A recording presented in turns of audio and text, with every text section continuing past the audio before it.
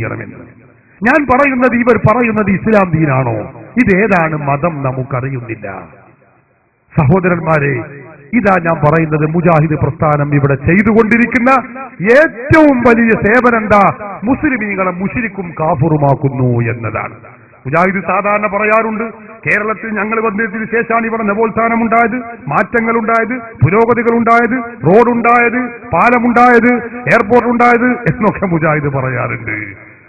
കഴിഞ്ഞ ദിവസം ഒരു വലിയ മൗലവി പ്രസംഗിച്ചു. എന്താ പ്രസംഗിച്ചത് എന്നറിയോ?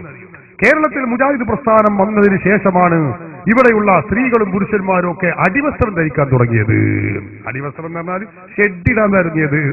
ഞാൻ പറഞ്ഞു, ആയിക്കോട്ടെ, മുജാഹിദ് കേരളത്തിൽ വന്നപ്പോഴേക്ക് ഇവിടെ ഷെഡിടാൻ നിർബന്ധിതരായെങ്കിൽ ഞങ്ങളിപ്പോ അതിൽ കുറ്റപ്പെടുത്തുന്നില്ല, അത് നിങ്ങളെ നേട്ടം തന്നെ ആയിക്കോട്ടെ. പക്ഷെ മുജാഹിദ് ചെയ്ത സേവനം അതൊന്നുമല്ല, മുസ്ലിമീങ്ങളെ മുശ്രിക്കും കാഫിറുമാക്കി എന്നതാണ്. മുജാഹിദുകൾ മൈക്ക് കെട്ടിയാ പറയും, ഞങ്ങൾ അവിടെ ചെയ്തു, ഇങ്ങനെ ചെയ്തു, ഞങ്ങൾ ചെയ്യാത്ത സേവനങ്ങളില്ല. ഒരു മൗലവി ആക്രോശിക്കുന്നത് ഞാൻ പറയുന്നില്ല, അയാളെ കൊണ്ട് ഞാൻ പറയിപ്പിച്ചു തരാം. അയാൾ പറയുന്നു, ഞങ്ങൾ കൈവെക്കാത്ത സ്ഥലങ്ങളില്ല, എല്ലായിടത്തും ഞങ്ങൾ കൈവച്ചിട്ടുണ്ട്. ആ കൈവച്ച സ്ഥലങ്ങൾ ഏതൊക്കെ? മൂപ്പരെന്നെ പറയട്ടെ, ഞാൻ പറയുന്നില്ല, വെച്ചുകൊടുക്കേ. മുജാഹിദ് പ്രസ്ഥാനത്തിന്റെ കുഴപ്പം, മുജാഹിദ് പ്രസ്ഥാനം ജനങ്ങളുടെ മനസ്സ് മനസ്സിലാക്കി പ്രവർത്തിച്ചു. മുജാഹിദ് പ്രസ്ഥാനം കൈവെക്കാത്ത എന്തൊരു നന്മയാണ് ഈ സമൂഹത്തിനുള്ളത്? കേരളത്തിലെ സ്ത്രീകൾ അടിപ്പാവാട ധരിക്കാത്ത ഒരു കാലമുണ്ടായിരുന്നു. അറിയുമോ നിങ്ങൾക്ക്? അവർക്ക് അടിപ്പാവാട ധരിപ്പിച്ച പ്രസ്ഥാനമാണ് മുജാഹിദ് പ്രസ്ഥാനം. അറിയോ നിങ്ങൾക്ക്? ഓഹോ, അറിയാം. നിങ്ങൾ കൈവച്ചത് ഇപ്പൊ ഞങ്ങൾക്ക് മനസ്സിലായി. ഞങ്ങൾ കൈവെക്കാത്ത സ്ഥലം ഞാനാ പറഞ്ഞത്. ഒന്നുകൂടി വെച്ചുകൊടുത്തത്, ഞങ്ങൾ കൈവെക്കാത്ത സ്ഥലം ഞാൻ. അത് കേട്ടോളി. കേരളത്തിലെ മുസ്ലിം സ്ത്രീകൾ അടിപ്പാവാട ധരിക്കാത്ത ഒരു കാലമുണ്ടായിരുന്നു. അറിയുമോ നിങ്ങൾക്ക്? അവർക്ക് അടിപ്പാവാട ധരിപ്പിച്ച പ്രസ്ഥാനമാണ് മുജാഹിദ് പ്രസ്ഥാനം. അറിയോ നിങ്ങൾക്ക്? അതോ, അപ്പോ ഒരു കൈവച്ച സ്ഥലമാണ് അവിടെ. അങ്ങനെയാണ് അത് അടിപ്പിച്ചത്. ഇത് അവരുടെ പുരോഗതി. ഇന്ന ഇവരുടെ പുരോഗതി അതൊന്നുമല്ല. ഇവർ ചെയ്ത നേട്ടം അതല്ല, മുസ്ലിങ്ങൾ കാഫിറുകളും മുശ്രിക്കുകളുമാക്കി എന്നതാണ്. നിങ്ങൾ നോക്ക്, ഇയാൾ പറയുന്നത് ഞാൻ കേൾപ്പിച്ചു തരാം. ഒരു സ്ഥലത്ത് മുജാഹിദ് മൗലവി വന്ന് പ്രസംഗിക്കുകയാണെങ്കിൽ അവിടെ എല്ലാവരും കൂടി ഉസ്താദിനെ കല്ലെറിയും. മുജാഹിദ് മൗലവിയെ കല്ലെറിയും. ഇയാൾ പറയാണ്, ഞാൻ ഉള്ളത് പറയല്ല, അയാൾ പറഞ്ഞത് പറയാം. അതേ അവസരത്തിൽ പേരോട് വന്ന് പ്രസംഗിച്ചാൽ അയാളെ ജനങ്ങൾ തോളിലേറ്റി അങ്ങനെ കൊണ്ടുപോകും. അവരൊക്കെ കാഫിറുകളാകുന്നു. കേട്ടോ, ആള് പറയട്ടെ. ഒരു മുജാഹിദ് പ്രവർത്തകൻ വന്ന് അള്ളാനെ മാത്രം വിളിച്ചു പ്രാർത്ഥിക്കും, പ്രസംഗിച്ച പോലെ കല്ലെറിയും. പേരോട് വന്ന് പ്രസംഗിച്ചാലോ ഉസ്താദിനെ തോളിങ്ങനെ എത്തിയിട്ട് ഇങ്ങനെ കൊണ്ടു. അള്ള പറയാ, ഒരു പരലോകത്തിൽ വിശ്വാസമില്ലാത്ത കാഫറുകളാണ്. അതല്ലേ, അപ്പോഴൊക്കെ അള്ള പറഞ്ഞു കഴിഞ്ഞു.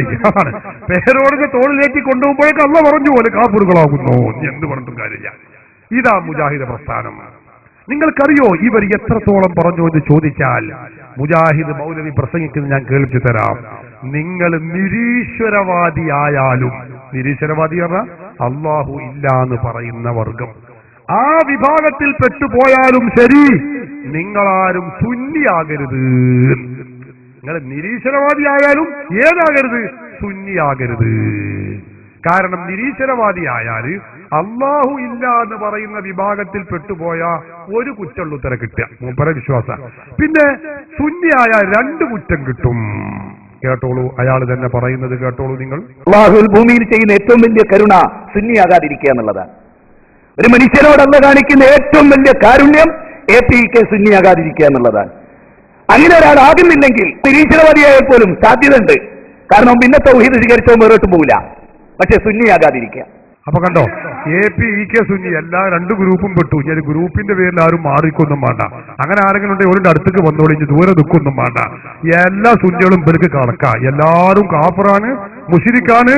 ആരും അതിലേറെ നല്ലത് നിരീശ്വരവാദിയാകലാകുന്നു എന്നാ മുജാഹിദ് മൗലവി പറഞ്ഞത്. പിന്നെ നമ്മൾ എന്തിനാ APK എന്ന് പറഞ്ഞ് മാറി നിൽക്കേണ്ട ഒരു കാര്യമില്ല. ഈ വിഷയത്തിൽ വഹാബീസത്തിന്റെ അടിക്കല്ല് അടിച്ചു പൊളിച്ച് നിരപ്പാക്കേണ്ടുന്ന അവസ്ഥയിലാണ് നമ്മളുള്ളത്. നിങ്ങൾ മനസ്സിലാക്കുക.